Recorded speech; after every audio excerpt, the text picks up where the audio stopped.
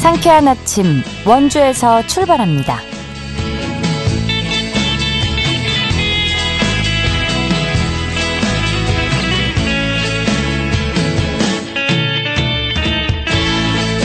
여러분 안녕하십니까? 4월 28일 월요일 KBS 원주방송국에서 보내드리는 상쾌한 아침 원주에서 출발합니다.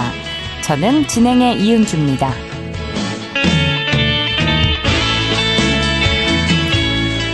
4월의 마지막 월요일인 오늘도 일교차 큰 전형적인 봄 날씨가 예상됩니다. 아침 최저 기온 6도에서 9도로 출발하고 있는데요. 한낮에 20도까지 기온이 오르겠습니다. 10도 이상 벌어지는 큰 일교차에 옷차림 신경 써주시고요. 공기질은 청정하겠습니다. 미세먼지 농도와 초미세먼지 농도 모두 좋음 수준 예상되는데요. 하지만 오늘 대기가 매우 건조하고 바람도 강하게 불 것으로 보이니까요. 화재 예방에 각별히 주의해 주시기 바랍니다. 오늘 준비한 소식입니다. 식당과 카페 등에서 사용되는 키오스크를 장애인과 고령층이 쉽게 사용할 수 있도록 무장애 키오스크 설치가 의무화됐지만 현실적인 장벽이 높다는 지적이 있습니다. 관련 내용 알아보고요. 원주시가 취약계층 성인의 평생학습 기회보장을 위한 평생교육 이용권 신청을 받고 있습니다. 리포터 코너에서 전해드립니다. 원주시 미래성장교육관이 개관 1년 만에 누적 방문객 2만 명을 돌파했는데요. 지역에서의 역할과 노력에 대해서 고민해보는 시간 갖도록 하죠. 4월 28일 월요일 상쾌한 아침 원주에서 출발합니다.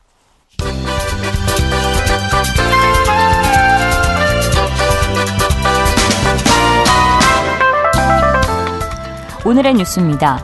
강원도가 디지털 성범죄 대응 체계를 구축합니다. 강원도 교육청과 강원경찰청, 중앙디지털 성범죄 피해자 지원센터와 함께 피해자 단계별 지원 체계와 기관 간 협력 강화 방안을 마련할 계획인데요. 특히 원주 가정폭력 성폭력 통합상담소에서 위탁 운영 중인 강원 디지털 성범죄 피해자 지원센터를 통해서 불법 촬영물 긴급 삭제 요청과 상담, 의료 지원, 수사 동행 등 일상 회복으로의 통합 지원 체계를 구축할 방침입니다. 강원 의료복지사회적협동조합이 자활센터 자활근로 참여주민 대상 방문 건강 상담을 진행합니다. 2023년부터 시작해 올해 3년째인 방문 건강 상담은 저소득층 자활 근로자들의 건강을 돌보는 프로그램으로 4월과 8월 2회에 걸쳐 진행됩니다. 대상은 조건부 수급자와 자활급여 특례자, 차상위 계층 등 저소득 독거 가구인데요. 현재 원주에 활동 중인 자활 근로자는 약 200여 명으로 의료 접근성이 낮아 정기적인 건강 모니터링과 예방관리 프로그램이 필요하다는 지적이 제기돼 왔습니다. 횡성 호숫길 축제가 2025-2026년 강원 방문의 해 5월 추천 여행지에 선정됐습니다. 횡성군과 강원관광재단은 오는 5월 9일부터 11일까지 개최되는 횡성 호숫길 축제가 5월에 추천 여행지로 선정돼 집중적으로 홍보한다고 밝혔는데요. 횡성 호숫길 축제는 횡성호를 둘러싸고 있는 아름다운 호숫길을 배경으로 자연 속에서 힐링하며 쉬어갈 수 있는 쉼의 축제입니다. 행사 기간 걷기 행사, 공연, 노래자랑 등 다양한 프로그램이 마련될 예정입니다. 오늘의 뉴스였습니다.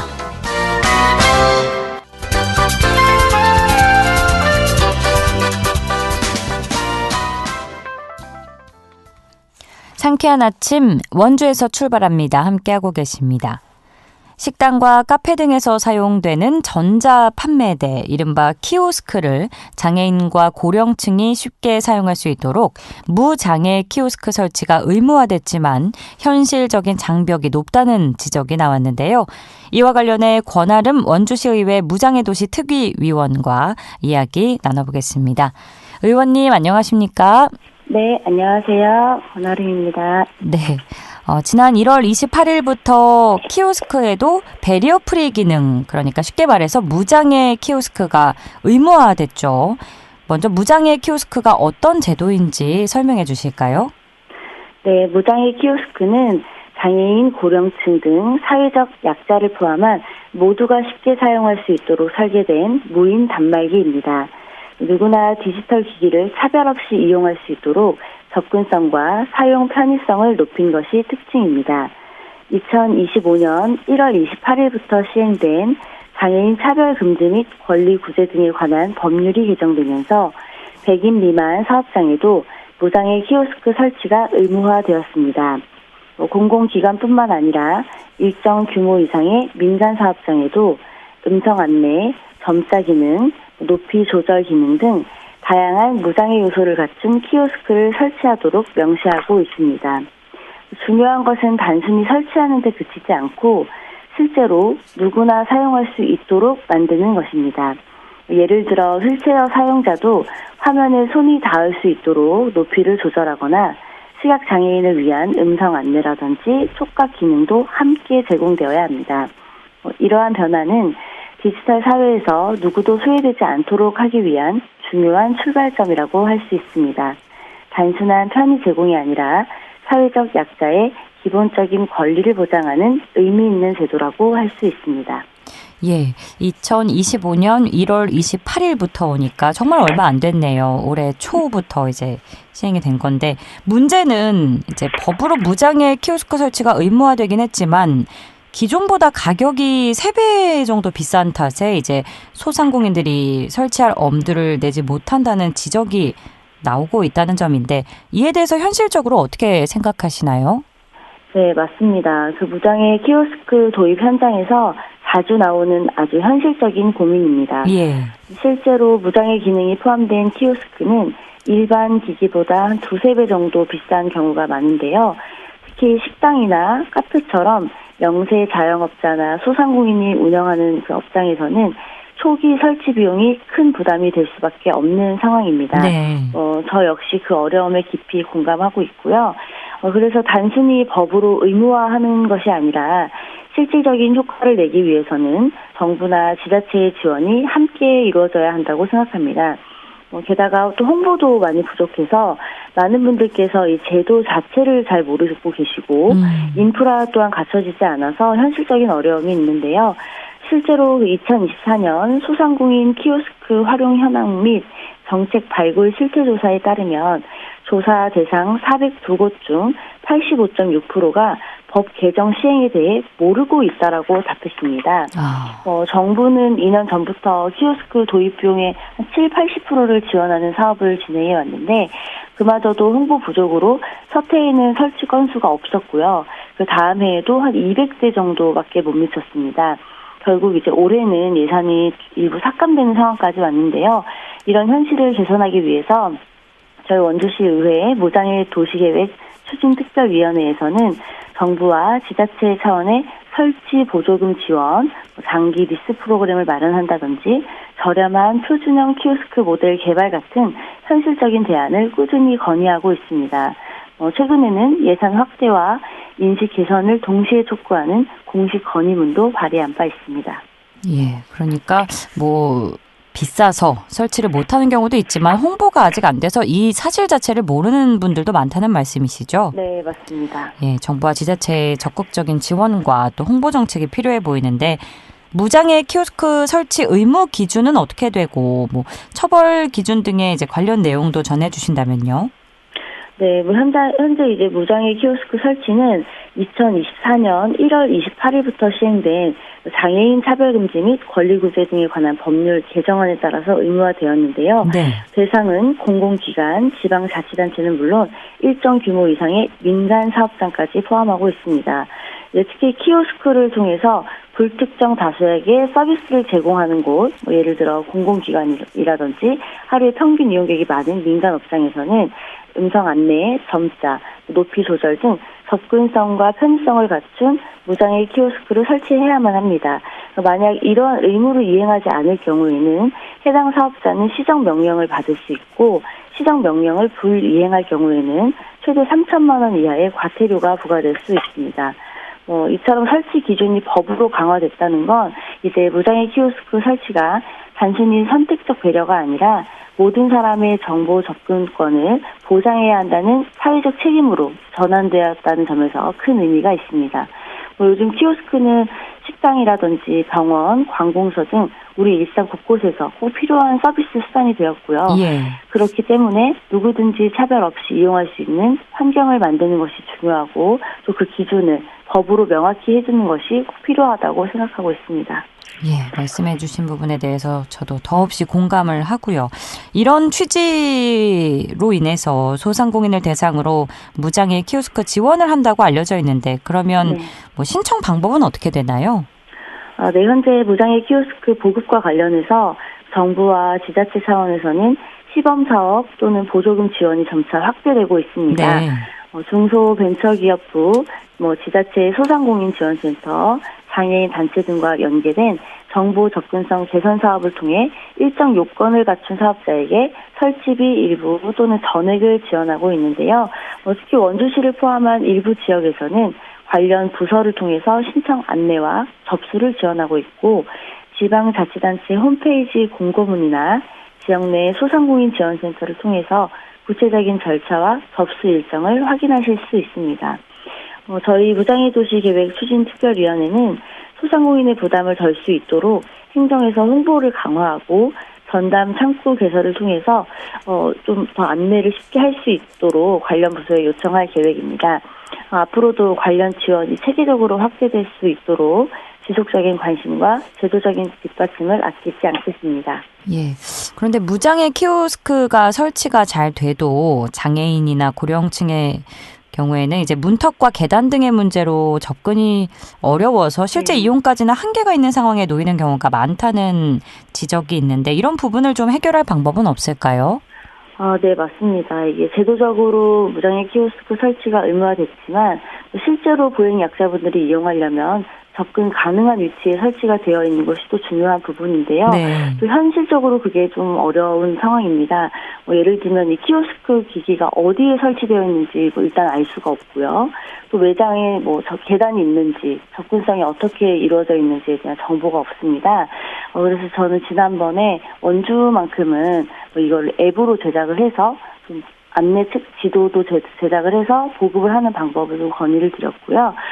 이렇게 무장애 키오스크가 설치돼도 실제로 이용하기는 어려운 상황이라서 저희 특별위원회는 지난 4월 3일에 무장애 도시 추진을 위한 포럼을 한번 열었습니다. 네. 그 자리에서 이제 최지원 활동가님이시고 또 실제 장애 당사자이신 분이 나오셔서 보행 약자분들이 편의시설을 이용하기 어려운 현실에 대해서 이야기를 해주셨는데요. 특히 음식점 같은 일반 점포들은 입구에 턱이 있기 때문에 휠체어나 보행 보조기구를 사용하시는 분들은 아예 진입조차 못하는 경우가 많다고 하셨고요. 또 소규모 사업자의 부담을 우려해서 사실상 이 장애인 등 편의법이 제대로 적용되지 못하는 현실에 대해서도 함께 지적을 해주셨습니다. 근데 이렇게 사실 보행 약자분들이 매장에 이렇게 들어가시려면 완만한 경사로 하나만 있어도 충분히 진입이 가능한 경우가 많이 있는데요. 예. 이 문제는 경사로를 항상 설치해두기에도 예산 문제라든지 도로 점용의 문제 등 현실적인 어려움이 있습니다. 예. 그래서 작년에 제가 원주시 장애인복지 종합복지관을 방문을 했었는데 그때 이제 입간판식 경사로라는 것을 홍보하는 사업을 하고 계시더라고요.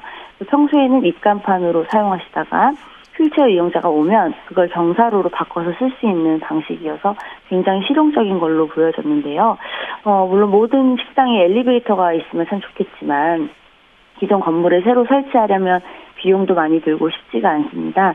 그래서 이렇게 입간판식 경사로라도 활용을 해서 적어도 진입만큼이라도 좀 가능해진다면 우리 보행 약자분들의 접근성도 훨씬 나아질 수 있을 것이다 생각을 하고 정보 접근성도 좀 높일 필요가 있다 이렇게 생각하고 있습니다. 예, 경험해 주신 바를 바탕으로 의견 주셨는데 앞으로 해결해야 할 과제에 대해서 짧게 청해 듣겠습니다. 시간 관계상. 네.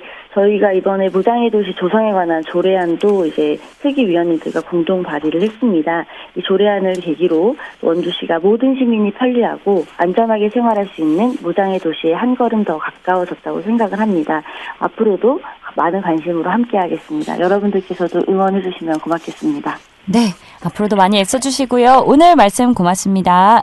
네, 감사합니다. 지금까지 권아름 원주시 의회 무장애 도시 특위 위원이었습니다.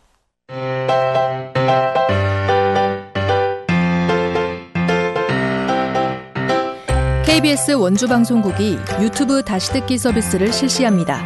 매일 아침 강원 영서남부권의 뉴스와 정보를 전해드리는 상쾌한 아침 원주에서 출발합니다는 KBS 원주라디오 유튜브 채널을 통해 다시 들을 수 있습니다.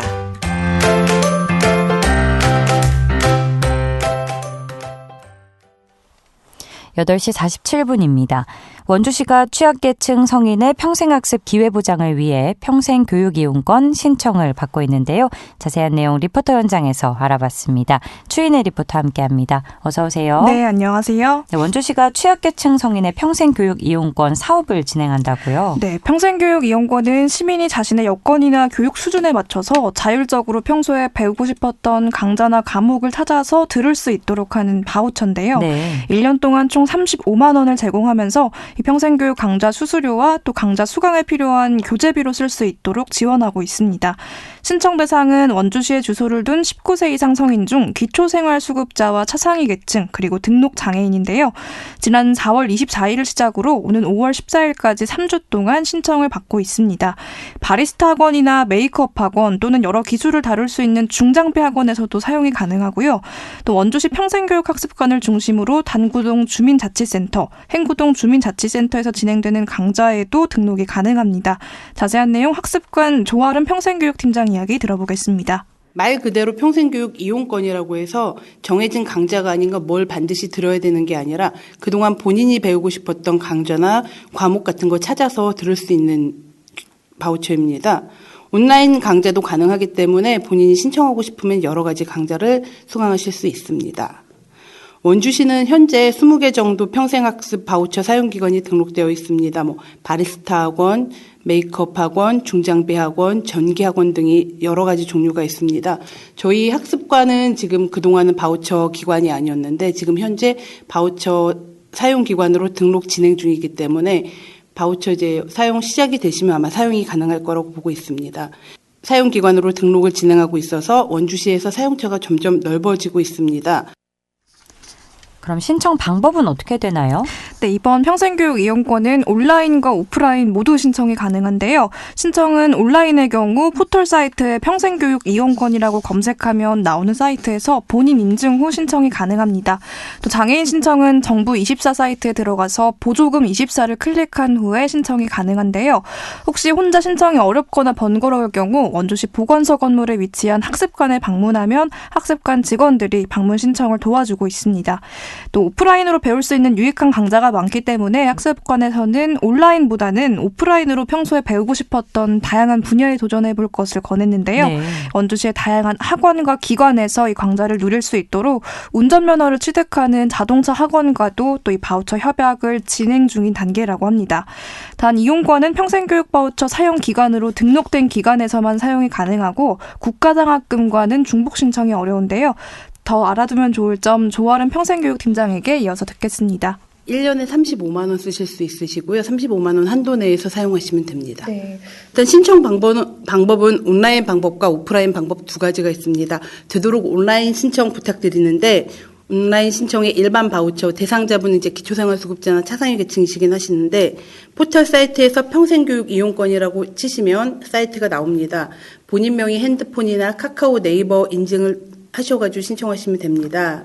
장애인의 경우에는 정부 24 사이트 내에서 보조금 24를 클릭하셔서 신청하시면 되시고 이 모든 방법이 어려우신 경우에는 평생학습관으로 오시면 저희가 신청을 도와드리고 있습니다. 앞으로의 운영 계획은 어떻게 되나요? 네, 이번 평생교육 이용권 바우처 신청은 원주시에서 처음 진행되는 사업인데요. 네. 이번 1차 접수 기간 동안 총 600여 명의 신청을 받고 있습니다. 또 6월에는 노인을 대상으로 평생교육 이용권과 디지털 교육 신청도 계획 중이라고 하는데요. 많은 분들이 학습과 여가의 기회를 누릴 수 있도록 신청 기간 동안 이 지원 대상에 해당되신다면 적극적으로 참여해보시면 좋겠습니다. 네, 평소에 배우고 싶던 기술이나 즐기고 싶던 취미가 있다면 삶의 한 부분을 다채롭게 할 수 있는 좋은 기회가 될 것 같은데 주변에 신청 자격이 되는 분들이 계시다면 적극적으로 알려주시면 좋겠습니다.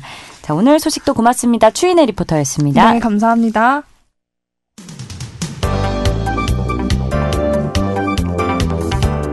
다양한 현장, 유익한 생활 정보를 전해드리겠습니다. KBS 원주라디오 상쾌한 아침 원주에서 출발합니다를 함께하고 있습니다. 원주시 미래성장교육관이 개관 1년 만에 누적 방문객 2만 명을 돌파했다는 반가운 소식이 전해졌는데요. 관련 내용에 대해서 원주시청 경제진흥과 박경희 과장과 이야기 나눠보겠습니다. 과장님, 안녕하십니까?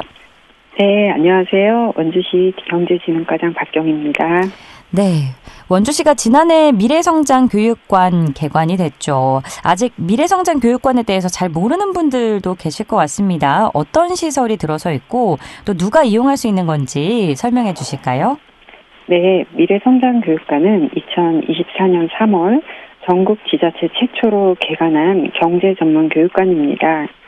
경제교육관을 중심으로 다양한 체험과 학습이 가능한 공간으로 교육실, 경제도서관, 경제놀이터, VR 미래 직업 체험관 등의 시설이 마련되어 있습니다. 아동 청소년부터 시니어 세대까지 전 연령층이 자유롭게 이용할 수 있는 공간입니다. 그렇군요. 그럼 미래성장교육관이 지역에서 어떤 역할을 하고 있는지도 알려주시죠? 네, 미래성장교육관은 원주 시민 개개인의 경제 역량을 강화하기 위해 대상별 맞춤형 경제교육을 제공하고 있습니다. 네. 재테크, 자산운용, 월급 관리, 자녀 교육비 관리 등 실생활에 필요한 생활경제 교육부터 미래 세대에게 올바른 경제관념을 심어주기 위한 어린이, 청소년, 경제교육 프로그램까지 다양한 프로그램을 운영하고 있는데요. 이를 통해 원주시의 경제 활력을 높이는 역할을 하고 있습니다. 네, 꼭 필요한 프로그램들을 추진하고 계신데 그래서일까요? 앞서도 언급을 했습니다만 개관 1년 만에 누적 방문객 2만 명을 돌파했다고 하는데 미래성장교육관의 1년간 성과는 어느 정도였을까요? 네, 개관 이후 약 1년 동안 2만여 명이 다녀가며 지역 경제 교육의 중심지로 자리매김하였습니다. 네. 그간 총 340회에 달하는 프로그램을 운영했으며 특히 어린이 경제 플리마켓이나 VR 미래 직업 체험 같은 체험형 프로그램은 높은 인기를 끌어 사전 예약이 어려울 정도였습니다. 네.